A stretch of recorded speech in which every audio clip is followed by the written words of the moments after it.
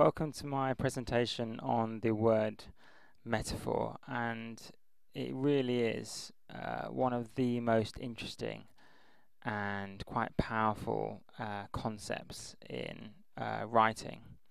So I would highly advise researching what it means, how to use it, what is a metaphor, etc. And this video would only be the beginning in doing that. So if I get to one definition that I found, which I think kind of is a good way of thinking about it. I don't think it's the most technical definition, but it is one quite good way of thinking about it. So it's a comparison. I'll write definition, but just bear in mind it's not a strict definition. A comparison of two things that are unlike, that are different in many ways, but are alike in another important way. So there is one way in which these two things are very, very similar, and that is the key to using them, mixing them into a metaphor and comparing them in that way. Because remember, a metaphor is where you're saying A is B. You're not saying as big as a house or something like that, or as fast as a cheetah. You're saying this is a house, or this is light, or this is power. You're saying is, you're not saying like. So it's really important that the two things really hold this fundamental similarity in some way, because you really are almost melding the two concepts. And a good way of demonstrating that is if you actually look at the etymology of the word metaphor, and the etymology is just where you find out where the word comes from.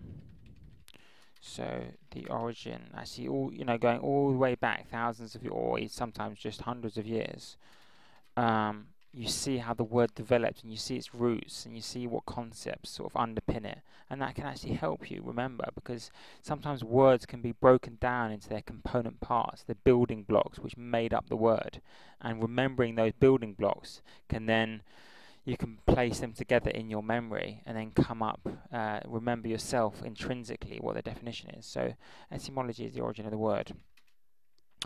With metaphor, it came from Greek, from meta, beginning bit, and I think something that will really help in remembering metaphor is the meta is the same meta that is used in the word metamorphosis.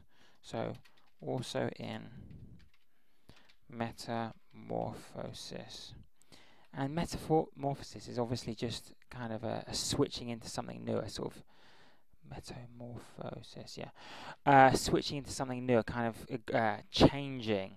So it almost evokes kind of witchcraft, sort of switching into something new, perhaps that you didn't want to become.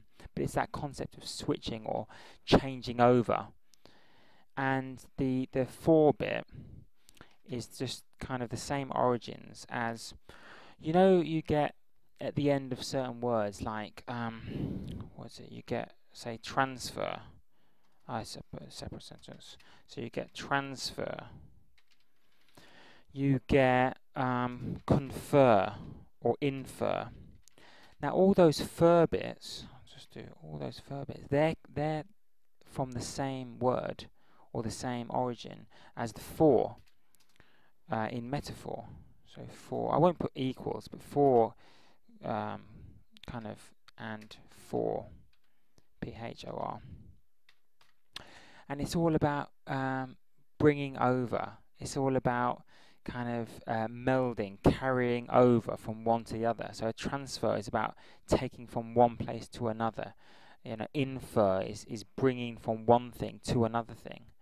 So that concept combined with meta, it creates, putting the two together, changing into. So a metaphor is kind of a getting one concept and changing into another. Now we've got kind of the basics done, I'll do a few little kind of interesting illustrations. So first of all, just a picture. And why I bring up this picture is because it holds some of the three most common metaphors that they come for. When you see light, or when you see nature, or when you see the sky, because they're such common currency in the world, so many people, everyone knows really when you say light and nature, everyone knows what you mean. So often they're the basis for so many different metaphors. So I thought I'd just give that as an illustration. I'll also just quickly say that metaphors have been around a long time. Metaphors, I'll just change into a deep old grey colour. Metaphors have been around for 4,000 years. Oops, 4,000 years.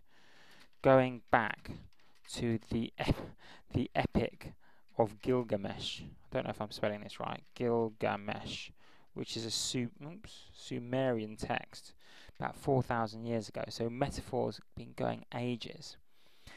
But they're also still here today, and sometimes in quite funny forms.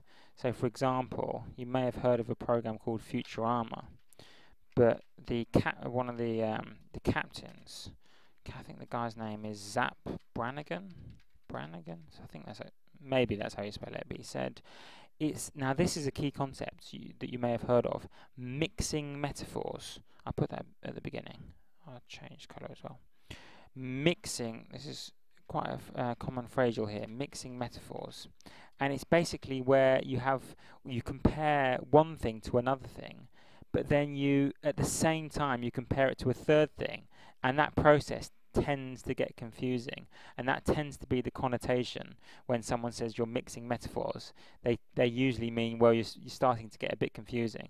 So this Zap Brannigan dude had this quite funny quote where he said, what was it? It's something like, if you knock over those dominoes, tip over the rest. No, it was if we hit the bullseye and knock over the rest of the dominoes, the rest of the whole house of cards will fall. ... Checkmate. And you can see he's mixing metaphors. He's comparing his strategy to hitting the bullseye and knocking over dominoes and oops, blimey, that's bad. The a